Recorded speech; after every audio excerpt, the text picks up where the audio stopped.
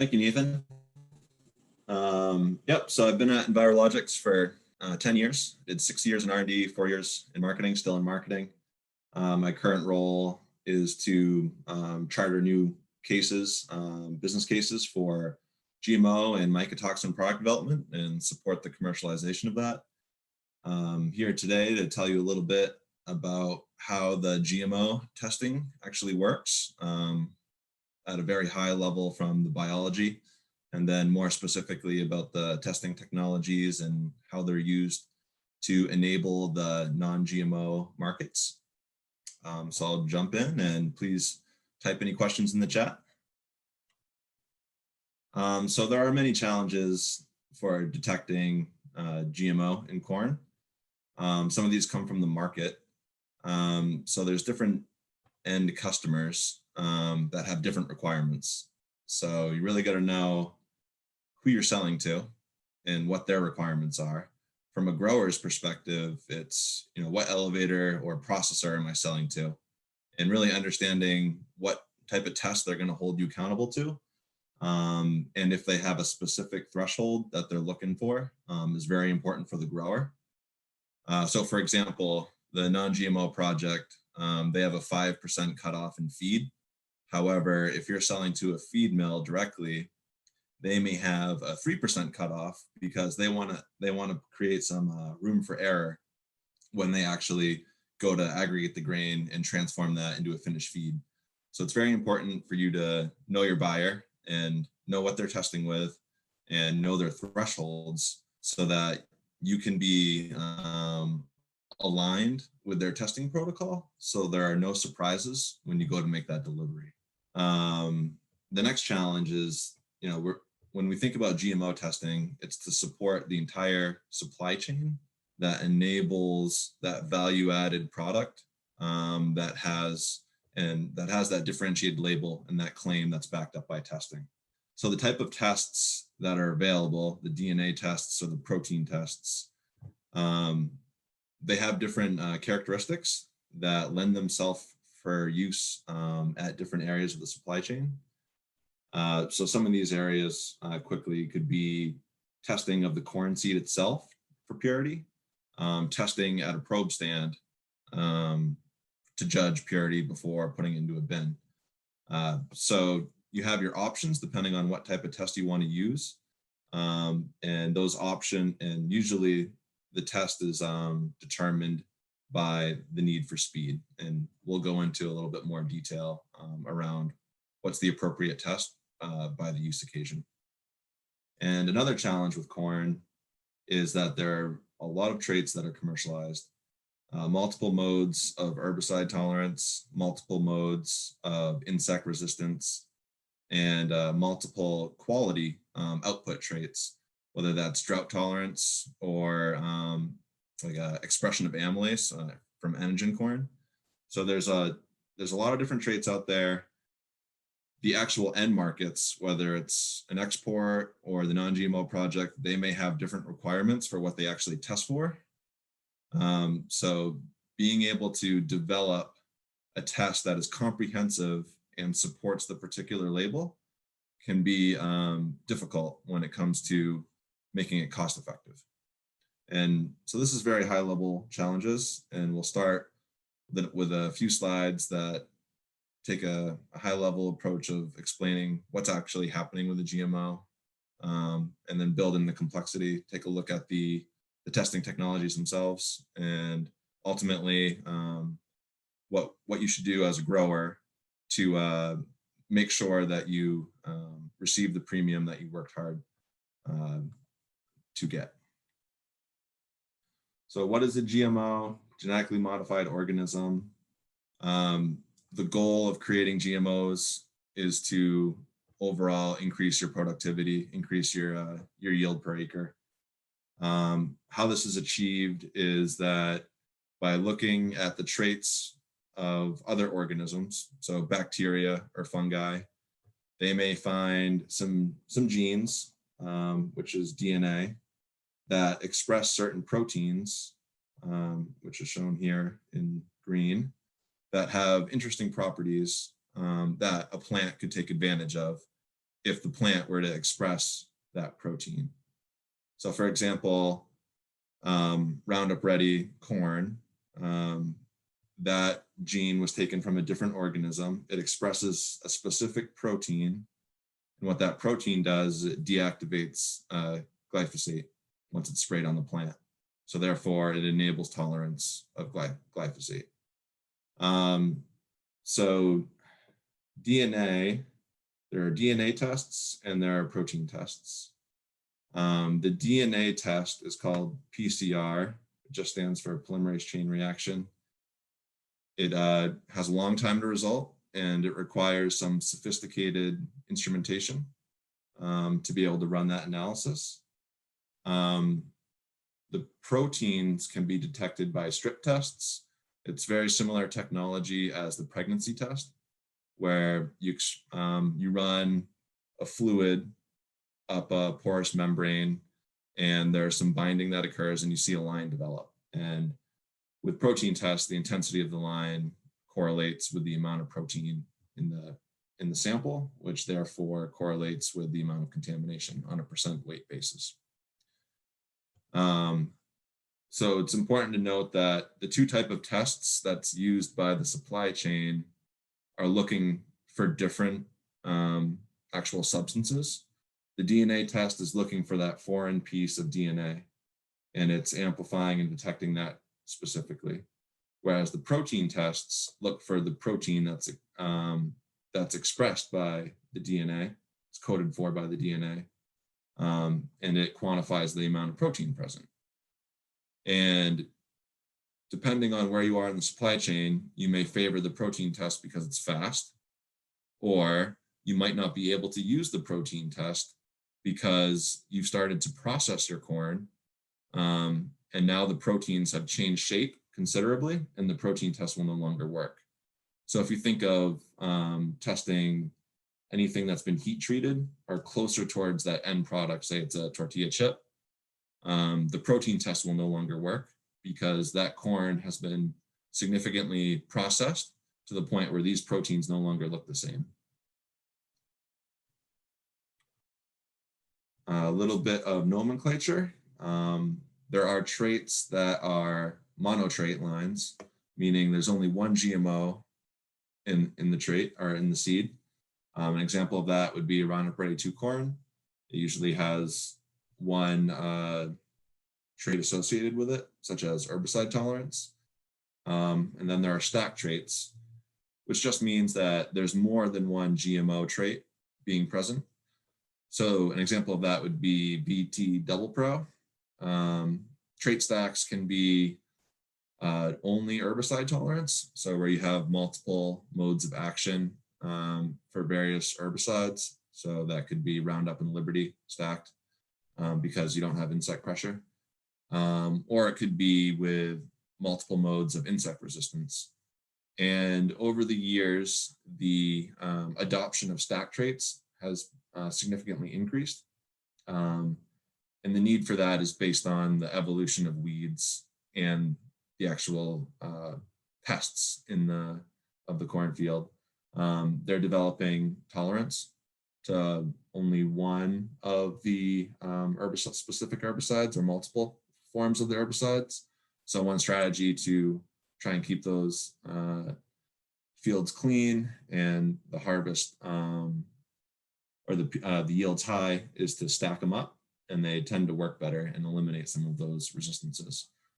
So as we progress from monotrait to stack traits, the stacked lines tend to pose a little bit more difficulty with making sure that the GMO or the protein tests for GMO align with the DNA tests for GMO. And I have some additional slides to show why that is the case about a few minutes from now. So the first GMO testing technology we'll take a closer look at is DNA detection. So once again, the actual method is PCR, polymerase chain reaction. And for the sake of the grower, if you ever want to get this type of analysis done, you'll likely be sending it to a laboratory. that can perform this analysis for you. EnviroLogix has a lab service, and we offer DNA detection. It generally takes 2 or 3 days for you to receive results. The GMO genes are quantified by comparison to known standards. DNA detection is considered the gold standard technology by some of the common non-GMO labels, such as the Non-GMO Project, for example. And it's used at a point in the supply chain where you're closest to that finished material. And it's the gold standard because only the DNA detection will work once you start processing the corn and get closer to that finished good. And the consumer wants to be sure what they're actually consuming is non-GMO. So that's why DNA is considered the gold standard for that particular non-GMO program. In general, the DNA tests are much more expensive than the protein tests, about 10 times. So the protein detection, this is our product over here. We call it a comb. So a comb is just it illustrates the actual configuration. So it's multiple strips where each strip detects a specific GMO protein that is being cultivated in corn. And we call it a comb because if you think of each strip being a prong on a comb that you brush your hair with, it's just a shorthand way that we can describe the product as one unit. And when you're actually doing the testing, it makes it a lot easier to handle one unit instead of having to thumb through 10 individual strips. So these detect the proteins. It's a 5-minute runtime, similar to a pregnancy test. Since they're so fast, they're great for screening grain at delivery points or critical control points that help you segregate the grain based on the contamination level. So how these work is that this barcode contains a standard curve where we have a certified reference material in-house for each individual trait. And we look at the line intensity. The darker the line, the more of the GMO protein present in the sample. And the reader, it's called the quick scan that we offer. It basically measures the line intensity, the reflective units off that line, compares it to the standard curve that each manufactured lot gets built around, and then it assigns a % contamination level based on that line intensity. We have some example reports that we can talk through over the next couple slides to give you a closer look about how that report is actually generated and how to interpret the report. So if you're looking to send out for DNA analysis, the process would look a little bit like this. First, you'd call in your order. They'll help you with the right product order, the right catalog number, etc., where to ship the product, how much of the sample to ship. Then it would arrive at a laboratory. There would be some processing that would be done. Particularly, it's extraction of the DNA and purification of that DNA. And then there's the actual PCR test that occurs where that DNA is amplified, detected, and quantitated against the standard curve. A standard panel, this is one that's used by the Non-GMO Project right now for GMO corn detection. It includes 4 individual tests. So similar to how the protein tests has 10 strips, 1 for each specific trait, the standard GMO corn panel has 4 individual tests, and these tests are summed up to create a GMO sum. And then that GMO sum is what you'll be compared to by either the Non-GMO Project itself or whatever the non-GMO program or export customer requires to be under for a GMO sum. So this is just a standard panel. It can change depending on your customer, depending on the buyer and the non-GMO program itself.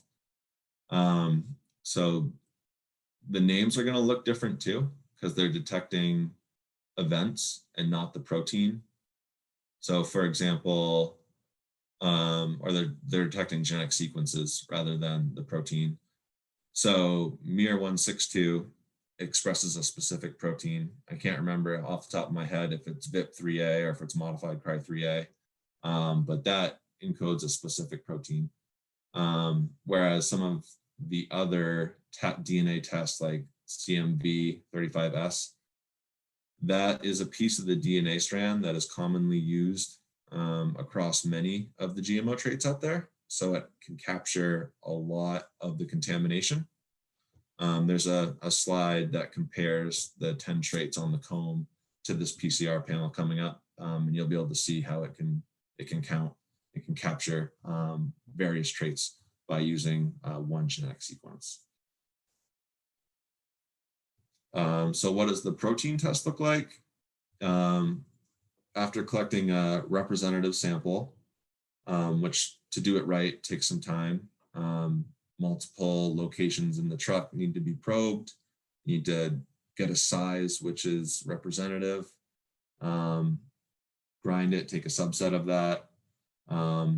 Then you extract with water with a 30-second shake, transfer the extract into the cup, add the comb, wait 5 minutes for the test to develop. And then you put the test into the reader. So for EnviroLogix, that's the quick scan reader. You can also run mycotoxins. The reader also tests for mycotoxins. So if your buyer has a concern about mycos, they can run that and get the data alongside the GMO in one report. This provides individual line quantitation or individual trait quantitation, and then it takes a GMO sum of that as well. And that GMO sum is generally what you're compared to on the decision about whether they're going to accept the grain as non-GMO or have to accept it as commodity. So now we'll take a little bit closer look at what these reports look like and how they compare. So first off, these two reports do not represent the same sample. They're just, they happen to be screenshots that I had access to. And I just wanted to walk through these a little bit to show you what type of data would be generated. So I already walked through the DNA test a little bit, where you have the standard panel for corn has 4 individual tests that are quantified and then summed up into a value. And then the GMO corn comb has 10 tests on it that are individually quantitated and then summed up for a GMO corn sum value.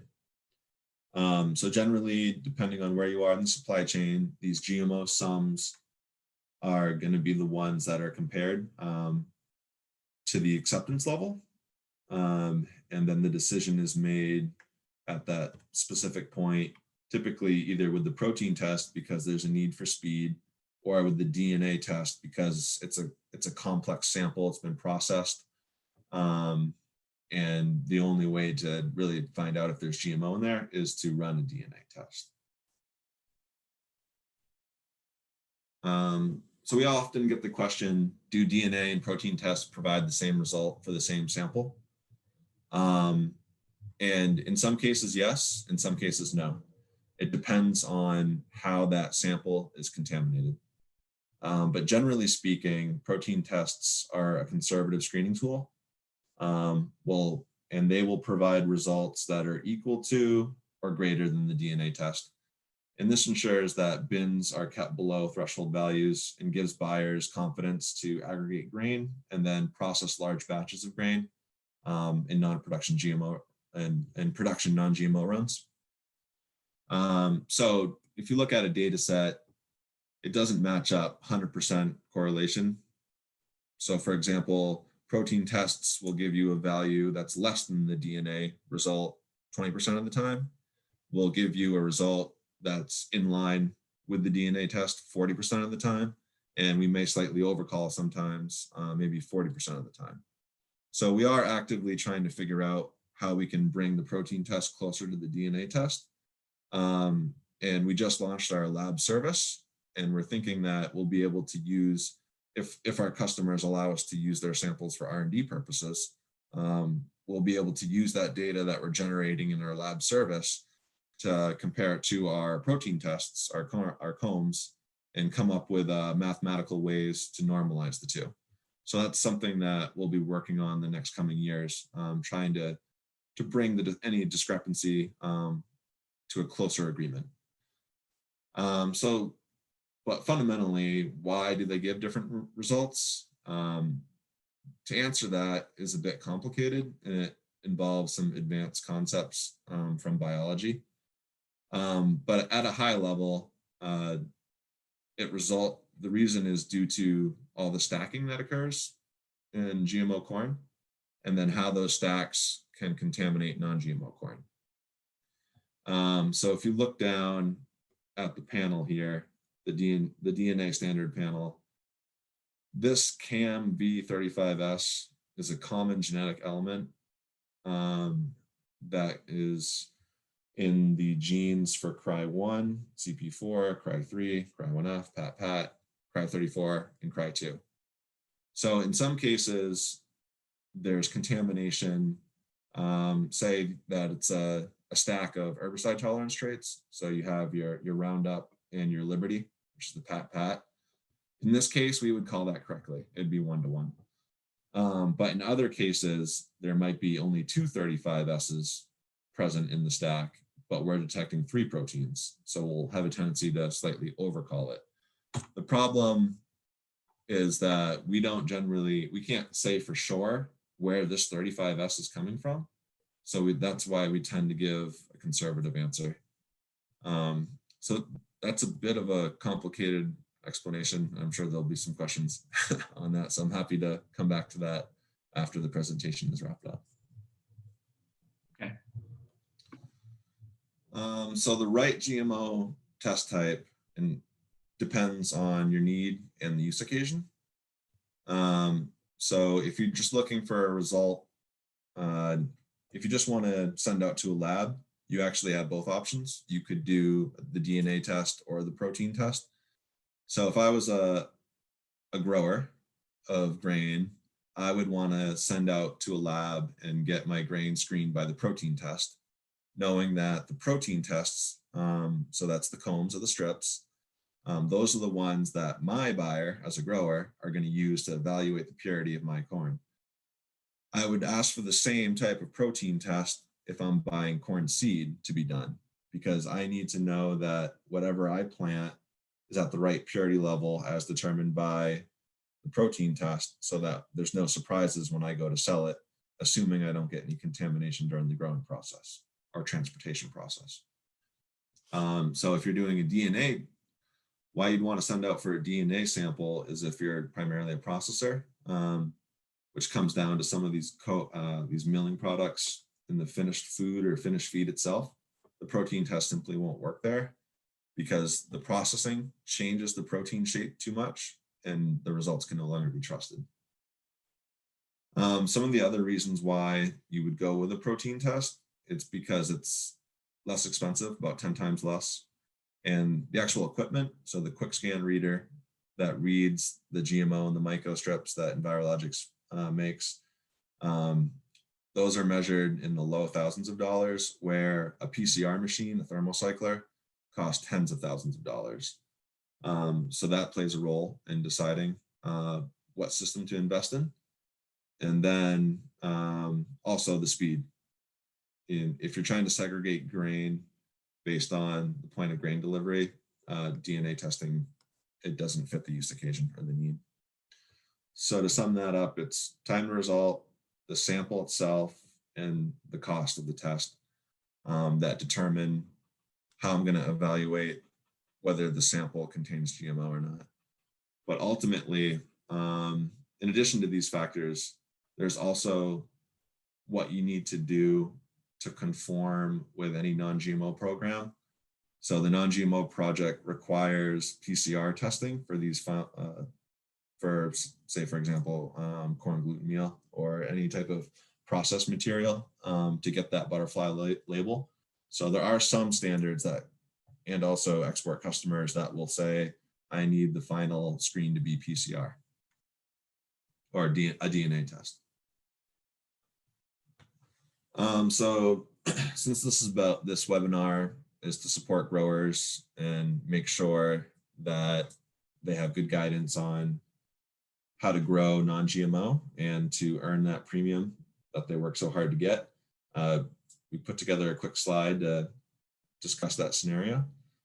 So the first thing that I think a grower should do is talk to their buyers about what are the thresholds that I need to meet and how are you going to test for that threshold.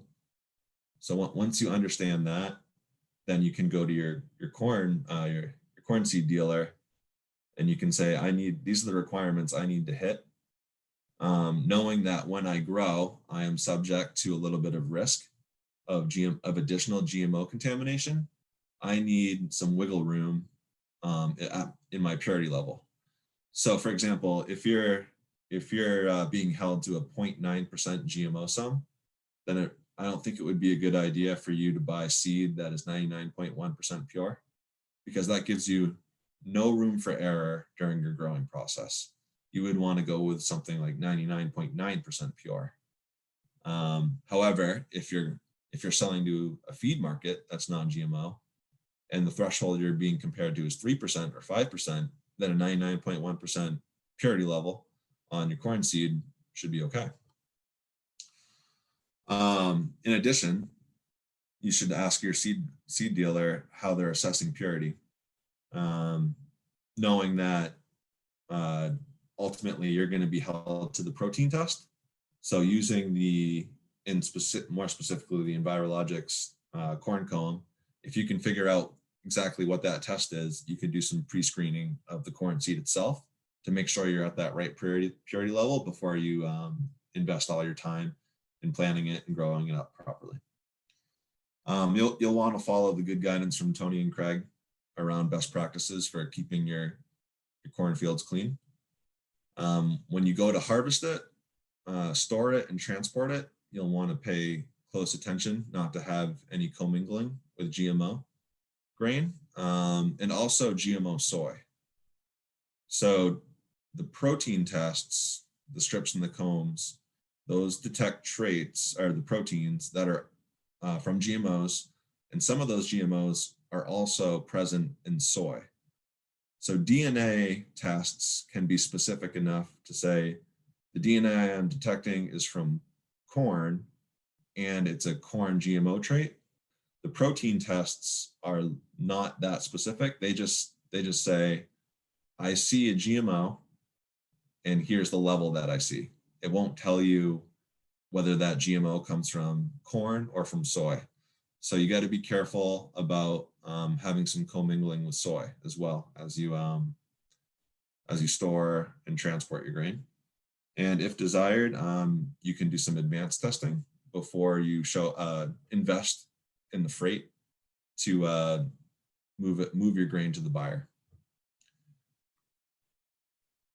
Finally, Nathan had asked for a few sources of seed for non-GMO corn seed, and we know that these companies here do a good job with their testing in general. So Blue River was what Tony had talked about before. They offer pure maize, but they also have other different types of non-GMO corn seed available.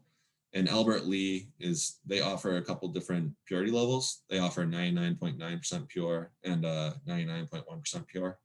So once again, if you know what your thresholds are, you can make a better decision about your corn seed in terms of how much should I pay and what are the varieties available to me. So that wraps up the presentation. Nathan, I'm sure there's some questions, so I'm happy to take those now. Great, Ryan, thank you so much for that presentation. You really dived into a lot of depth, and I think you made it really clear. We do have a few questions. I'm just going to run through those. First, here's a question. The GMO DNA test is a classical PCR or qPCR? Also, do you sell the PCR testing kits to those who cannot send their grain to your labs? So 2 different questions there. All right, so EnviroLogix uses quantitative PCR, at least for evaluating grain that needs non-GMO project approval, the EnviroLogix lab is ISO certified and it's approved by the non-GMO project. We do also have qualitative tests available, but those are generally very trait specific. So depending on what your needs are, I think we have maybe 13 or 10 of those qualitative tests that we can run. But most customers go for a quantitative screen that uses qPCR to do a non-GMO assessment. And will those generally give pretty much the same results in terms of,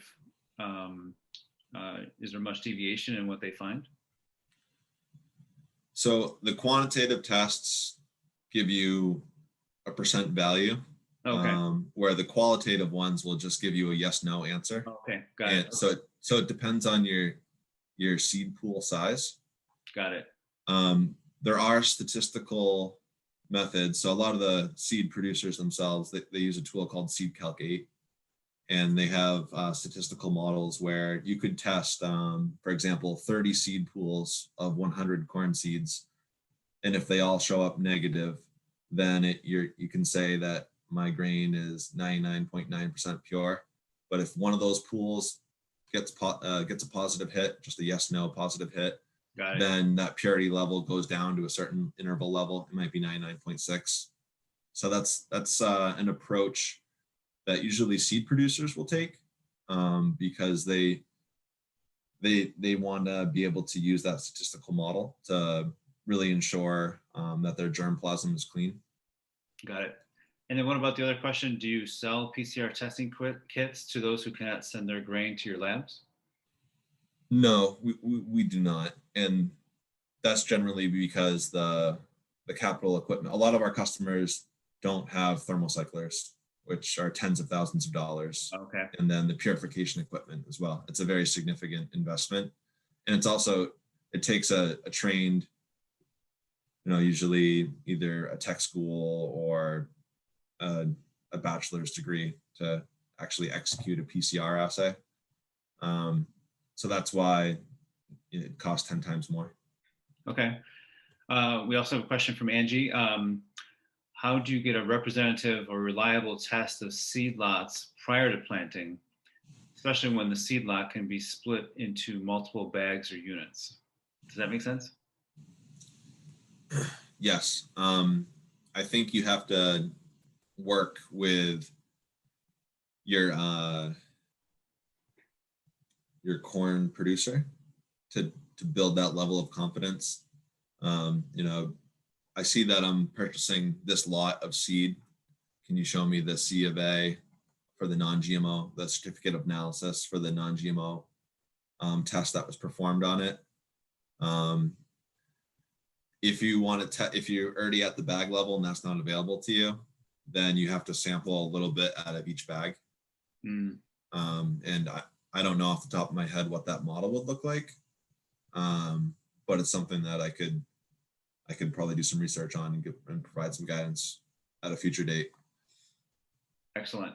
And actually, when we get to the end, I'd love to hear a little bit more from Angie about those questions, because I think that's been a significant area of frustration for you. We also have a question from Mark. This is a little bit lengthy, so Ryan, you might want to actually look at the chat as I read it, because it covers some different things. The question goes, legally, does non-GMO seed mean 100% free from GMOs?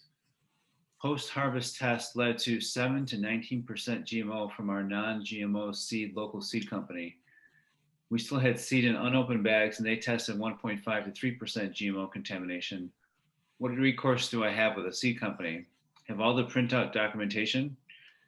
He has all the printout documentation. Multiple tests led to a large range of test output from same sample. 3% or less is the local elevator market. There's a 9-acre GMO field located north of the field with a 40-foot prairie buffer. GMO corn was 3-leaf when we planted.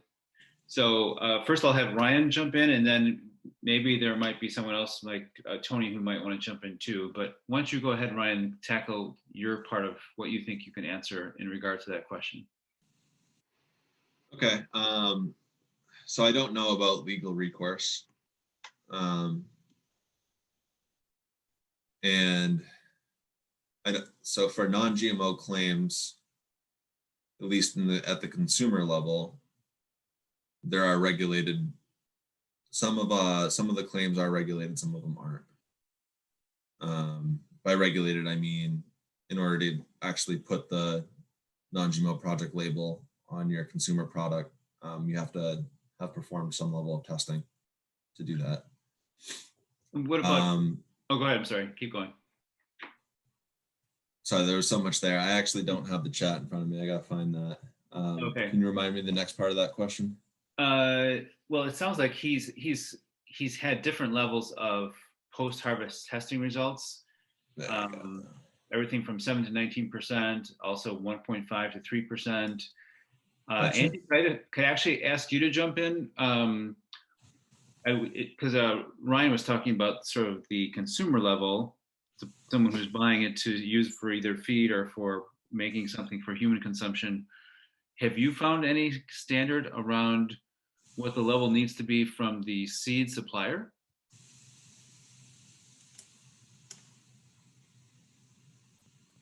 Angie, I'm not sure if you're muted, if you're trying to answer that and you're muted.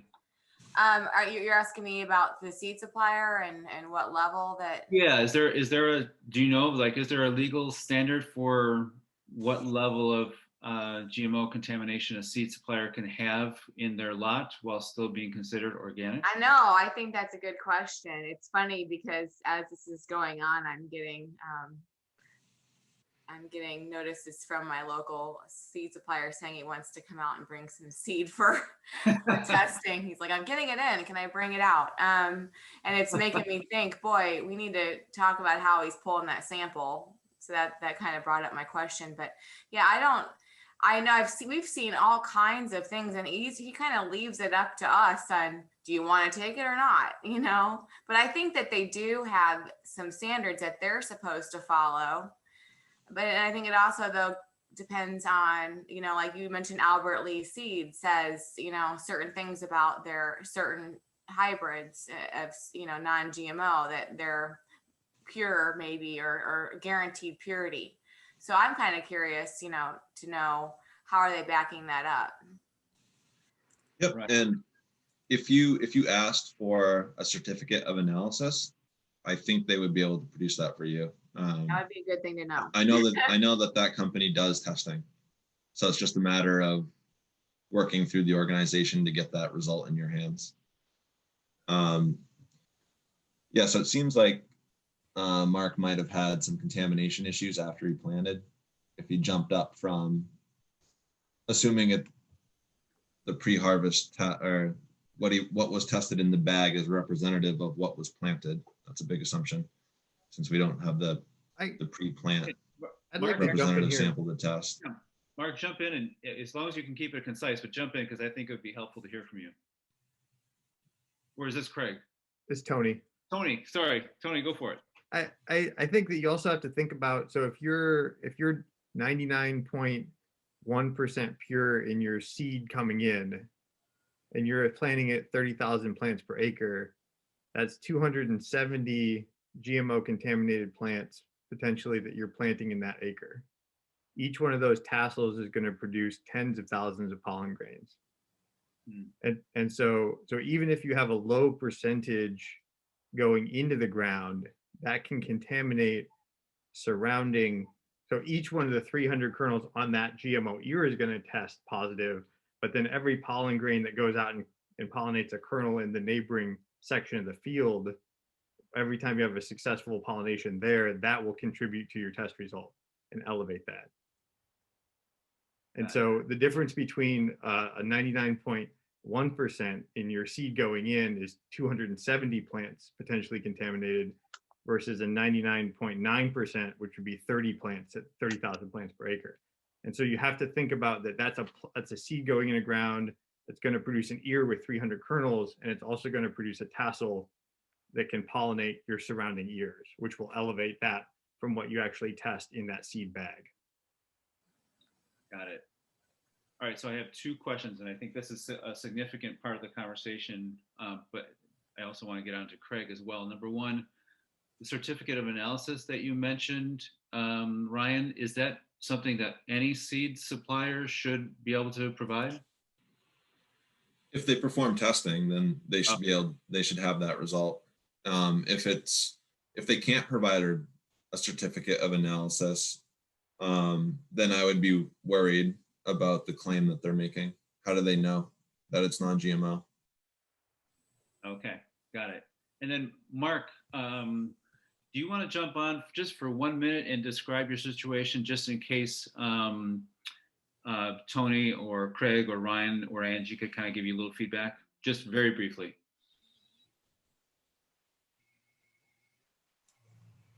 Yeah, thank you for the opportunity.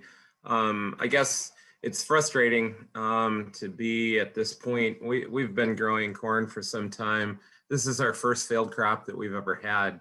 And it was a really surprise to me because we planted, 3-leaf stage with the neighboring field, which was 9 acres to the north of us. But I guess that brings up the question, we had some open seed. We had seed in the planter. We tested it. It's a huge range, 1.5 to 3% on our seed. So it sounds like to me that you guys are alluding to that the seed is more of an issue rather than cross-contamination of a neighboring field. Is that correct? And by the way, none of this was through any kind of probes. We sampled directly out of the truck or out of the bag.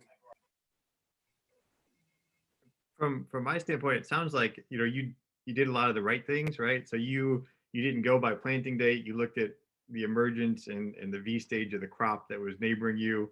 It kind of depends on your maturity rate to their maturity rate to make sure they don't time up again. But if they were staggered enough, it does, just from the surface, sound like it may be more of a contamination in your field rather than coming from the outside. If you look at that table, when this is reposted as a YouTube, you can go back to my slide on that table, and you're in the 10 to 25 meter range from the GMO field, which means your contamination level should be under 5% from that other field. So if you're testing in high numbers, it's probably internal. Okay. Ryan, do you want to say anything, or Angie?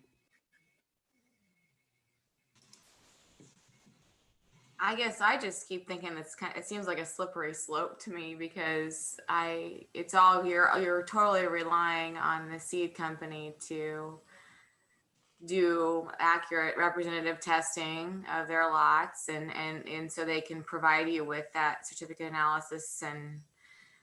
But then at the end, when you have contamination in your field after you harvest, sometimes it can be hard to go back and say, because you don't have that seed anymore. It was planted, Yep. to say what was the root problem. And that's where you get into, pointing fingers, so. Okay. So how about if we do this? How about if we allow Craig to share the buyer's insights into all this, which will be really excellent. And because this seed question seems to be at the crux of so much of this, so many of the challenges, we come back to that question in the final kind of Q&A discussion, because I'd love to talk more about that. So Ryan, thank you so much for your great presentation. It was very clear and very helpful.